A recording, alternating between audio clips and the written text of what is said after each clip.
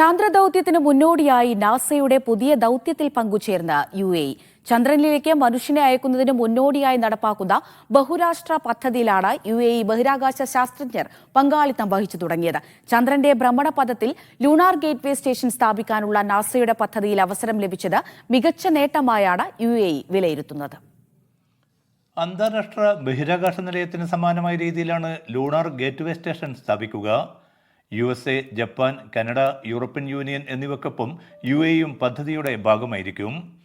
Lunar gateway station നിർമ്മാണവുമായി ബന്ധപ്പെട്ട സുപ്രധാന ഉപകരണ നിർമ്മാണം മുഹമ്മദ് ബിൻ റാഷിദ് സ്പേസ് സെന്ററിൽ കഴിഞ്ഞ ദിവസം പ്രവർത്തനം ആരംഭിച്ചു. ലൂണാർ ഗേറ്റ്വേയിലേക്ക് ആവശ്യമായ 10 ടൺ ഭാരമുള്ള സംവിധാനമാണ് UAE വികസിപ്പിച്ചെടുക്കുക. Centre director general Salim Al മറിയാണ് ഇക്കാര്യം വെളിപ്പെടുത്തിയത്.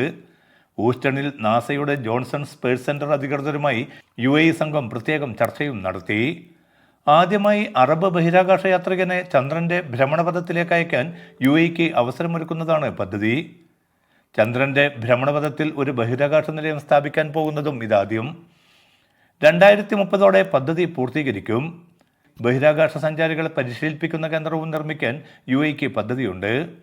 ഗേറ്റ്വേക്ക് ക്രൂവും സയൻസ് എയർലോക്കും നൽകുന്ന ചുമതലയാണ് UAEക്കുള്ളത്.